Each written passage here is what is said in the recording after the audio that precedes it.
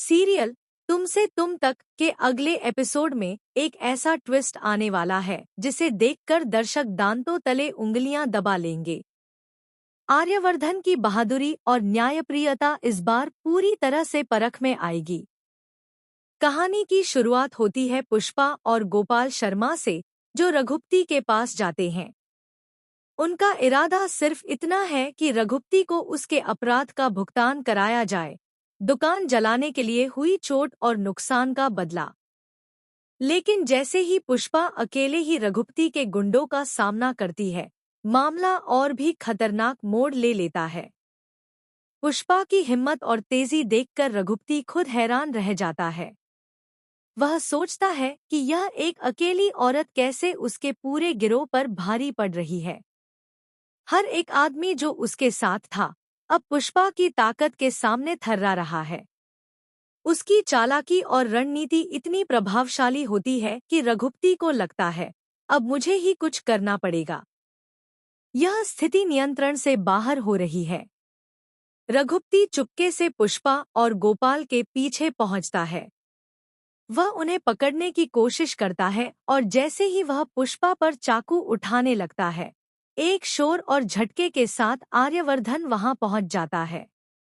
वह रघुपति का हाथ कसकर पकड़ लेता है और पूरी ताकत से पीछे मोड़ देता है। उसकी आवाज में गुस्सा और चेतावनी का मिश्रण होता है। मैंने तुझे मना किया था ना? अनु और उसके परिवार से दूर रहने को कहा था, पर तुझे तो अपनी मन की करनी है। तेरी हिम्मत कैसे हुई पुष्पा और गोपाल को नुकसान पहुंचाने की?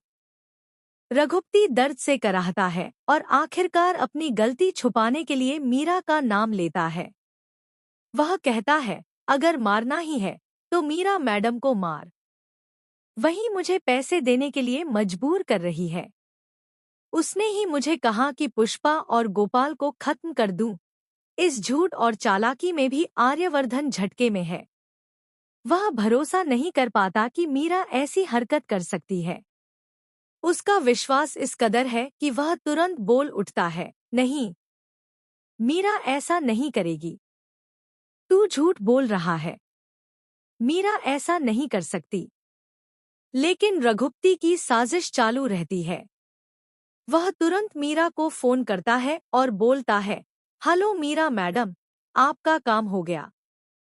मैंने मार दिया उस पुष्पा और गोपाल को। अब बाकी पैसा कब देंगे? दूसरी तरफ मीरा अपने घर में बैठी खुश होकर मुस्कुराती है। उसका दिमाग पूरी तरह से योजना में डूबा हो।